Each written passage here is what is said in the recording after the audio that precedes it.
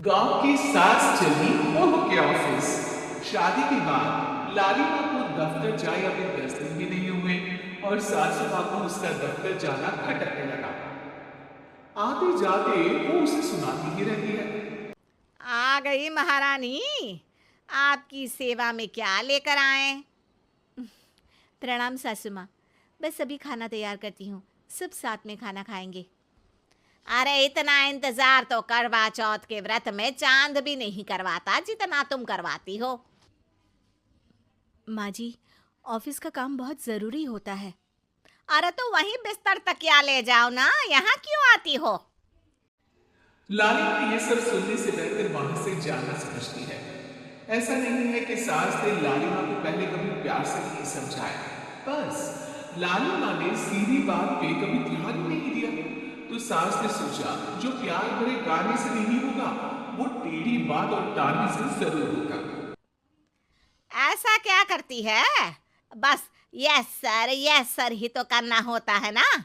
पास के गांव तक बढ़िया बस से जाओ, फिर दफ्तर में जाकर बैठ जाओ और बस घर के काम से बच जाओ। अब मैं भी जाऊंगी कल से दफ्तर। अरे इतना भी आसान नहीं है। मैं भी तो दफ्तर जाता था। तुम्ही से तो पता चला है ये सब। अरे कभी नौकरी करके देखती तो पता चलता। अच्छी बात निकल गई आपके मुंह से। अब करके भी दिखा दूंगी, और वो भी बहू के दफ्तर में ही। नौकरी भी करके दिखाऊंगी और घर के काम भी। बहू को पता चल जाता है कि सास क्या करने वाली है, लेकिन वो ऐसा नाटक करती है जैसे उसे कुछ भी पता ना हो। 2 दिन बाद ऑफिस जाने के टाइम सास भी तैयार खड़ी है। अब कहीं जा रही हैं क्या सासू माँ आप? हाँ, आज से मैं भी तेरे साथ तेरे दफ्तर आऊंगी और तेरी तरह टाइम पास करूंगी। दोनों ऑफिस की बस से ऑफिस पहुंच जाते हैं। गेट पर गार्ड खड़ा हुआ है और हमेशा की तरह लालिमा स्माइल के साथ गुड मॉर्निंग बोलती है। गुड मॉर्निंग गार्ड भैया। गुड मॉर्निंग लाली माँ जी, ये आपके साथ है। अरे प्रणाम चौकीदार जी, कुछ खाया करो। इतना दुबले पतले होकर चौकीदारी क्या खा करोगे? माँ जी, गार्ड ही बोल लीजिए। अरे गार्ड माने भगवान होता है, आती है अंग्रेजी हमें। काहे बनाए हम तुम्हें अपना भगवान? आए बड़े। लालिमा सासू माँ को अपनी बॉस की कैबिन तक ले जाती है और मिलने को कहकर वहां से चली जाती है। जी आपकी तारीफ। अरे पूरा मोहल्ला करता है, यहाँ किसी से भी पूछ लीजिए ना। अब मेरा मतलब है आपको लोग कैसे जानते हैं? लाली माँ की सासू माँ।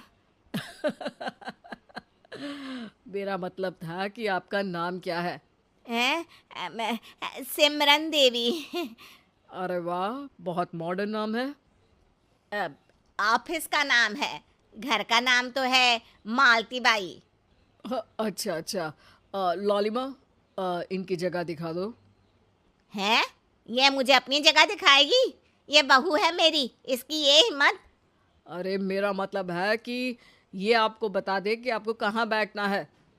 चलो मैं ही आपको बता देता हूँ। लालिमा, तुम अपना काम करो। अरे कोई काम नहीं करती ये, घर पे भी नहीं करती, यहाँ क्या खाक करेगी?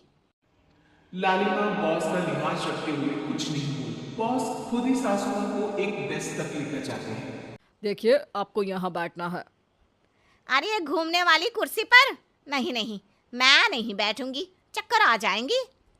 चकोटा या आसन लगवा दीजिए, आराम से बैठूंगी जमीन पर।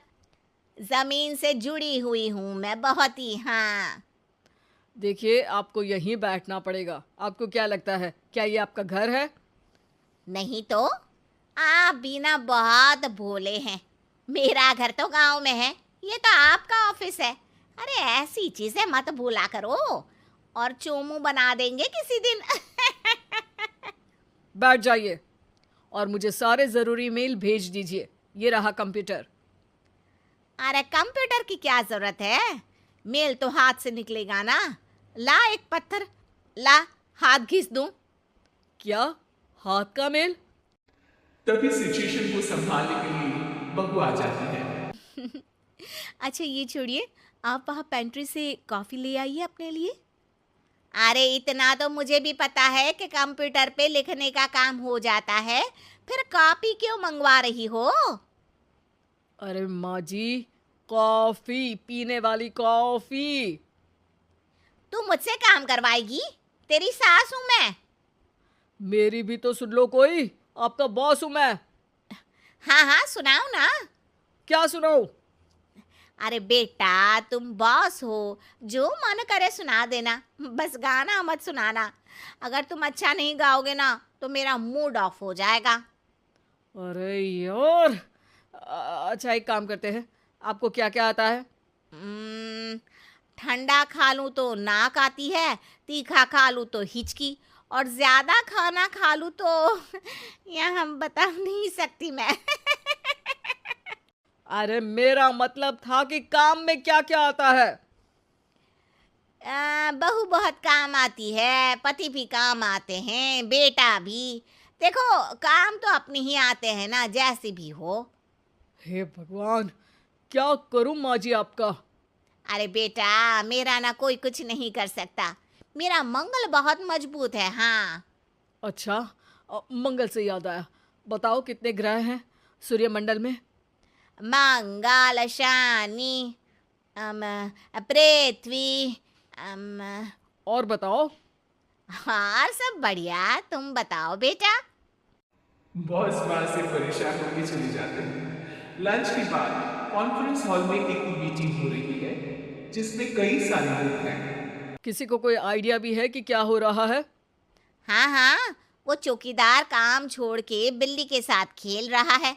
वो सुकड़ी मैम ना दिन भर से बगल वाले लड़के से खुसुर पुसुर कर रही है, और आपके कैबिन से आवाज आ रही है जिसमें आपको कोई गाली बक।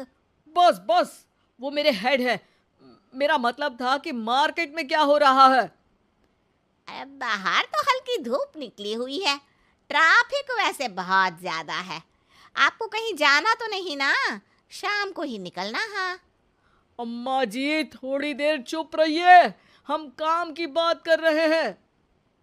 ओके बेटा, बूढ़े लोगों की सुनता ही कौन है भला इस जमाने में। तू भी चुप कर ले, जिस दिन तू बूढ़ा होगा ना पता चलेगा। माँ जी प्लीज।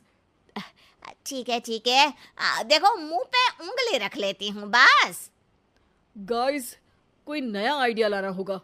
लास्ट मंथ हमारे प्रोडक्ट ने अच्छा परफॉर्म नहीं किया है मार्केट में। अब सॉरी सर। लालिमा, तुम कुछ प्रेजेंट करने वाली थी ना?